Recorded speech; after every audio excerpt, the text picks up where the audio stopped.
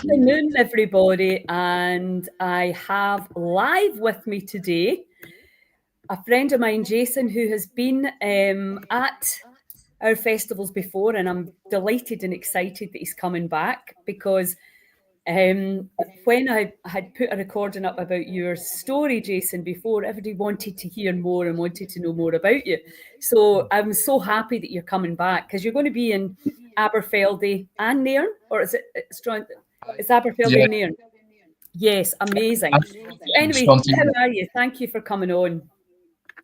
Aye, thank you. Yeah, I'm doing okay. I've kind of taken a break from a lot of businessy types of things for the last few months. Spending a lot more time on my personal life, which has kind of taken a priority. But I'm getting back into it now again, and I've got my own place. I'm setting up shop again, and things are looking like they're kind of speeding up actually, which is quite nice. So it's going well. Yes. I think, it's something we've been talking about quite a lot in Heal Scotland is about helping sole traders, because we all know that running a business, especially in these challenging times, not just financially, energetically, the whole lot, can be, lonely and tiring. And sometimes you feel like me howling at the moon, trying to get, your passion across. So it's really great. That we're having these collaborations now and we can all get together and help each other out in terms of, spreading the word about the magical stuff that you do. So can we just start off with your actual story? Aye, Because I think that was what really inspired people. And we will have that talk. We have it recorded. It will be going into our community. But just for people that have never met you or don't know what you do, can you just tell them about it, please? I'm just going to do a little bit of tech stuff on the other side here, okay? cool. Aye, well, I'll keep it somewhat brief, but I won't skip out too many important bits, I would say, or formative parts of it. I grew up mostly in the Netherlands. I was born in Scotland, and then I moved to the Netherlands when I was about 5, with my Dutch stepdad and my mum and my brother. And then I spent most of my teenage years growing up here and going to school. And then I was 18 and moved back to Scotland again, and I started doing a lot of outdoorsy related disciplines and started studying that. I forgot to mention, but from the age of 13, I was a blacksmith and was very much involved in a lot of crafty kind of things to begin with. And so after I finished my courses on Skye and on at the UHI in Fort William, I decided to go travelling for a wee bit. And then after coming back from that, a friend of mine got in touch with me. He's got a nice YouTube channel, and his name is andNairn. And so I started working with him, and that really changed a lot of things for me. That really put me on a very different kind of bearing, because before that, to put it briefly, I was still wearing cotton trousers and cotton t-shirts and synthetic things. And then after I started working with him and just living out on the land there, I set up a bit of lodging for myself, a teepee with a wood stove, and that was set up next to a river with a nice waterfall. Quite a magical place. I stayed there for the whole year, and that was really formative.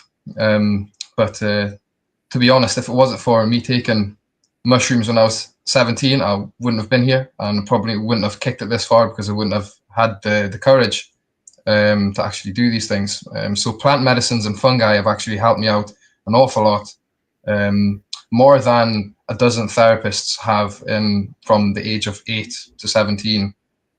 So it's been quite a journey, that, and I'm trying to bring that now more into the public's viewpoint. Plant medicines certainly, but they're not sustainable. But the things that they are teaching us are sustainable, and we can definitely integrate those lessons and teachings. Yeah, there's a couple of things there. I think, we know that some people have quite profound experiences in plant medicines that years of therapy haven't been able to touch. So there's definitely that whole kind of potential of rewiring the brain and shifting the perception. But not everybody gets that, obviously, but it's definitely a potential in the field. And also timing, I think, is a place. You were clearly in the right time. But the other thing, can you tell the story about your own actual body and the physical ailments that you had before you started understanding, when you were absolutely connected to the Yeah, yeah, ground, how you started healing? yeah. It was completely the antithesis of how I'm living right now or who I am right now. It was very much me stuck in a room playing video games the whole time. And yeah, getting really unhealthy and fat because I had nothing going for me. I didn't really fit into school very well, and I was also kind of one of the very few foreign kids, and the teachers were not very nice to me either. So I kind of saw that I couldn't really live a life outside like anymore, especially after my mum had told me at the age of 7, Jason, you can't just go out and live in the forest and hunt deer the whole life.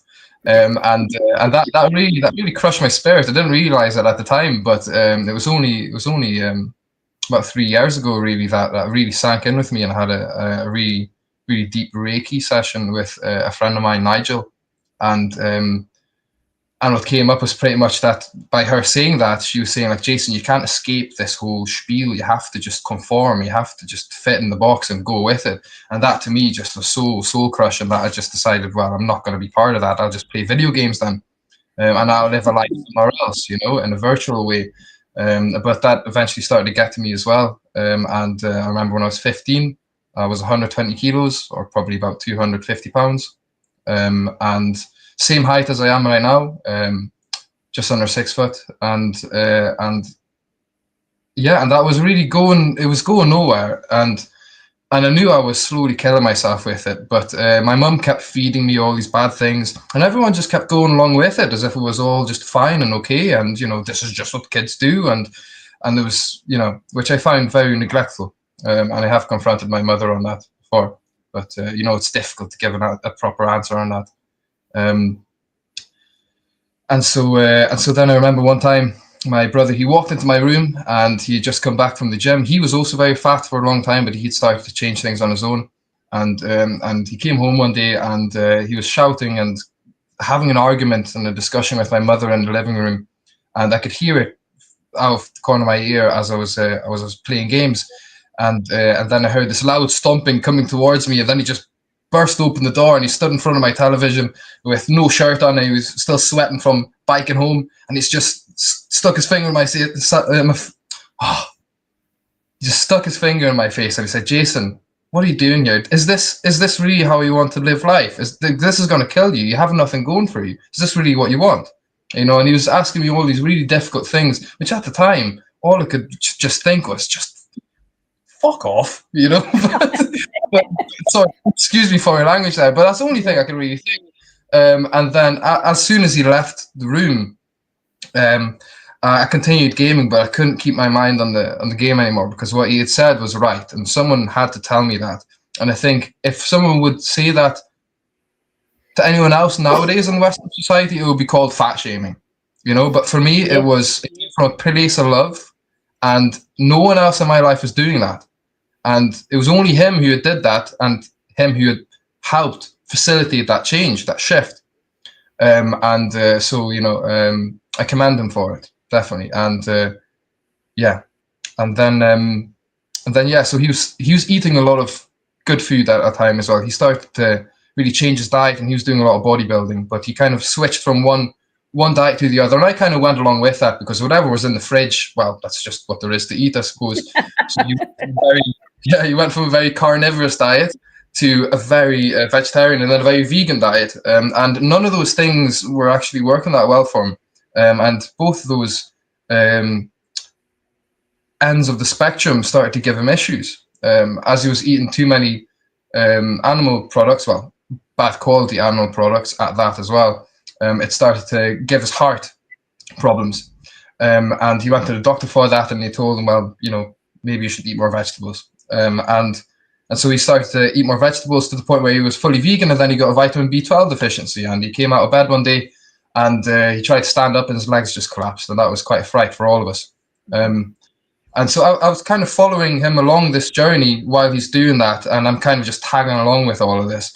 And so as he went into this vegetarian phase of his, I started to eat that food as well. And because these things are not that calorically dense, you can really fill up your stomach with it and not be hungry, but you won't actually be getting that many calories.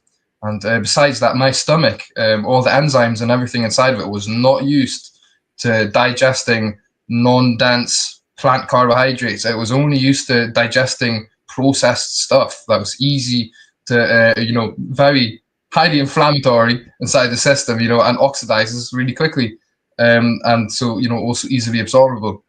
And so it took me about a month and a half for me to go from being absolutely brain dead, going to school at like 7 or 8 in the morning, and then being brain dead the whole day, coming home, sleeping until 7 or 8 in the evening, then waking up and then having dinner, and then going back to sleep again. And that was my life for almost 2 months. And so that really rewired my gut biome and a lot of other things.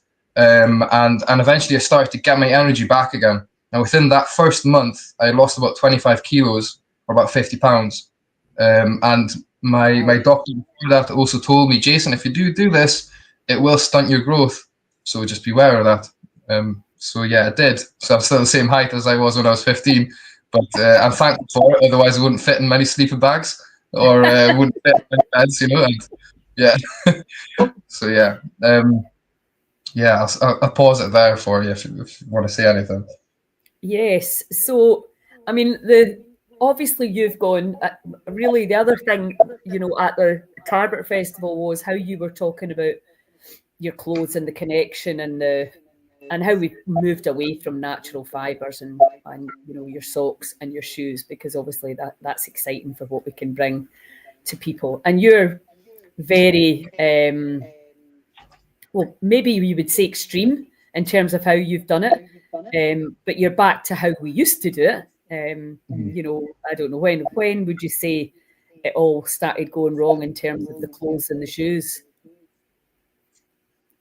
Well, I think as soon as people don't engage in each other's lives anymore, and we start to kind of lose intimacy with the people around us, we start to lose intimacy with our environment around us as well, which is an extension of the people, you could say. And so I feel like as soon as we start to outsource labor to faraway places that have no connection to us, everything just becomes hollow. Like any experience, it just becomes hollow. And I feel like most of our clothes are kind of that way, and I think there's something about a granny knitting a woolly jumper and giving that to you, there's something about that keeps you warm other than just the wool. It's the knitting, it's the energy that's put in there, the love that's been put into that to me often can really raise my morale, which in turn raises my body temperature, and it really does. And so all really needs is just connection again, and intimacy with our environment, and our clothes are kind of the medium between us and our environment, and I think if we start to wear clothes that purely isolate ourselves from the environment, then, I think we're doing ourselves a bit short there, we need to be able to feel the wind a bit. We need to be able to be included in the environment and feel like we're able to be included in the environment, not that we have to put on a spacesuit and isolate ourselves and, not have anything touch us or get wet, or, oh no, we might get hurt, which I think we think about it way too fragile. We're very adaptable, and we're very strong. And we come from, think about everyone living today. We all come from a lineage that survived thousands and thousands of years. We're all very, very strong. And I think we just need to give that some credit. We have to go out and just try it out and just see, like, well, how little can I actually go with? And I think a lot of us would surprise ourselves. Absolutely. And, I've always been about, let's get back to nature, like food-wise, etc. But until I met you, I hadn't really, I think we all know we love leather, we love,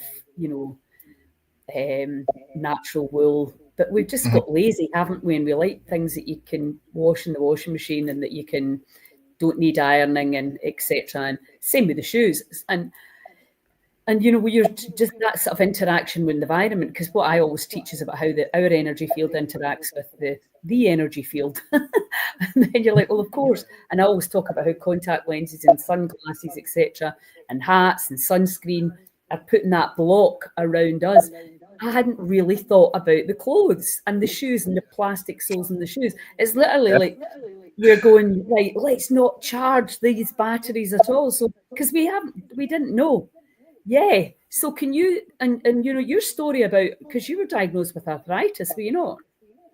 Well, no, but when I was 15, my doctor told me I had the knees of a 35-year-old and had really bad back pains as well, and that wasn't really going anywhere well.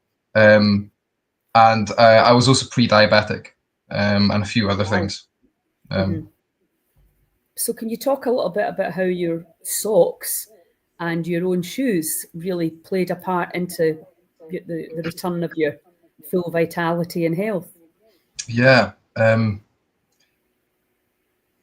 So I grew up having very flat feet, and I went to physiotherapy for that from quite a young age. But it wasn't really going anywhere. Give me insoles, and then I'd walk around with them, and I'd feel weird for a few weeks, and then everything would just get worse and worse afterwards, and I just started to feel like it was a bit of a scam.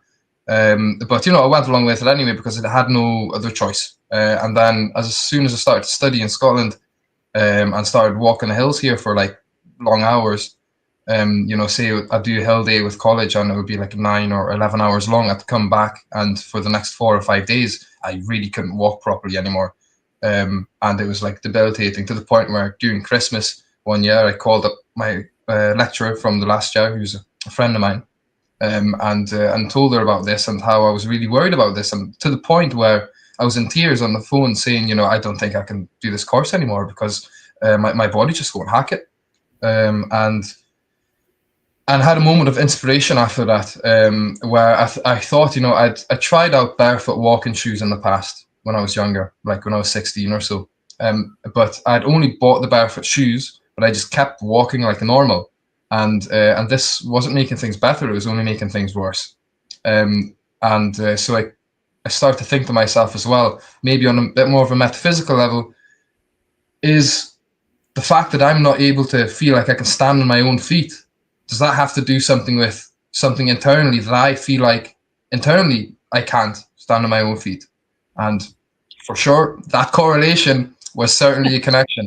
And I found out about that years down the line. But it was during the start of COVID, where I made my first pair of shoes, and decided to try to put in all of this effort and energy and love and warmth and just blood flow back into my feet again.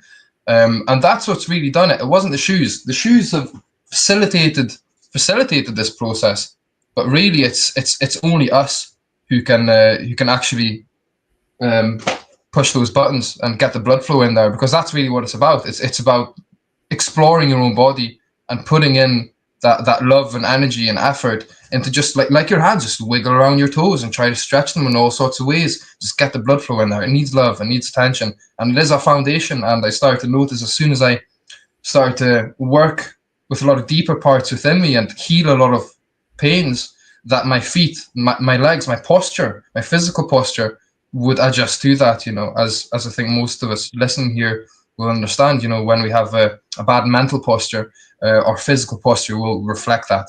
And so as soon as I started to kind of heal a lot of things within me internally, my walking and my gait became a lot better to begin with as well. But it's all about, it was all about putting in the love and energy into the actual feet, and exploring it like yoga. But it's just starting from the foundations. And I just think to myself, what are we doing here? We're like being so not consistent. We need to start from the bottom and work our way up, rather than going to the gym and trying to isolate muscles here and there. It's all working together. It's very very cheeky of us to assume that we think we know what's right. But then again, here I am. But Absolutely. And I think, the other thing is, there's all these points along the feet. Well, the start of the meridian system, when you put your foot in the ground, if the energy can get through, it'll travel up through the foot and into the meridian system that goes right the way through the body into the face. And then also the pressure points, about when you're walking, you're automatically, if you can feel the ground, you're automatically giving yourself reflexology. And the body will, as you stretch your feet and allow your feet to be the way they should be, then you're going to get all of that. And also if you're outside, we know all of these things that are really having a daily impact, and that's why if you look at it all as a whole, then, and you start to make these like slight changes that are pretty easy, you will notice over a period of time that you will start to feel more energized because your batteries are getting charged. You know, it's actually it's basic physics, really. So it's very, very fascinating. So tell us what you're going to be doing at the festival. Yeah, so I'll be having a wee stand there, a little market stand for anyone who wants to have a wee chat with me or have a look at any of the things that I'm making and supplying to people. It's mostly bespoke outdoor products, but hopefully a bit more blacksmithing stuff as well, now that I've got that back going again. And then I'll, hopefully do a nice little kilt demonstration and a wee chat about that. If anyone wants an introduction on the great kilt and all its ins and outs and intricacies of a big multifunctional woolly fabric, it will be there for people to try on and to experiment with and ask questions. And you'll be selling the plates. Yes, I'll also be selling a couple. Yeah, I will have a few for sale if people want them. And then and who knows what other conversations might come up, or maybe Lilia will decide to pull me on stage for a panel for something. I'm open for it. So I'm so glad that I did. I mean, you nearly never came, but then you did, and everybody was absolutely wrapped with their stories. So that's why I was so happy, because for me, you know, you're the first person that I'd met that really opened my eyes to the clothing side of health that I hadn't really kind of thought. I mean, I obviously knew about grounding and barefoot shoes, and a lot of barefoot shoes aren't grounded, and that's what we really need. And that's the thing about making your own shoes. And people will be able to meet you and talk to you about that. And I think the kilt thing, when you make it, and it's like the Swiss Army knife of like what you can do with that thing. I mean, and that's what the Scotsmen used to do, wasn't it? They basically had that, and they just wrapped it and folded it differently throughout the seasons. Yeah. And also one thing to mention that, you know, a lot of people seem to forget is that it's not a uniquely Scottish or UK or Irish thing either. It's something that a lot of medieval Europe was using, just big multifunctional blankets. It just stuck around in the Highlands for a very long time because people were poor, and so you can't really afford singular functional pieces of cloth like a wool dress or something like this, or a tunic. Or trousers. You know, so you'd only have one big fabric. The last thing you want to do is cut it into pieces. And so I think purely because of climate and financial situation, it's stuck around here for a very, very long time. Yeah. And it's fascinating to see that. And I mean, I think most people love the kilt, but all the different ways that you can wear it and make pockets out of it is so fascinating to watch. So, well, that's great. So people will be able to come and meet you at Aberfeldy and andNairn. They'll be able to buy anything that you've got on sale there. And Strontian. Sorry again? And Strontian as well. And Strontian, you're going to be all three. Fantastic. Awesome. That's great. I really would love you to do. We'll maybe talk about the shoemaking one in Strontian. We're pushing it a bit for Aberfeldy and andNairn now, but I think Strontian, that would be great if people want to make their own shoes, which I do. You were talking about maybe being able to start the process, and then obviously there'd be an extra cost attached to that because you'd have to buy the leather and whatever else you need. But then we can have make our own shoes. And then everybody will think we're going completely mad. I love it. Well, listen, I look forward to seeing you properly in September, and enjoy the rest of your time at home. And thank you for coming on and sharing your passion about these different fabrics and the magic of it.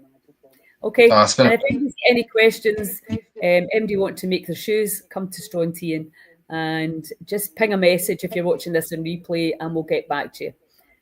Bye, everyone. Thank you.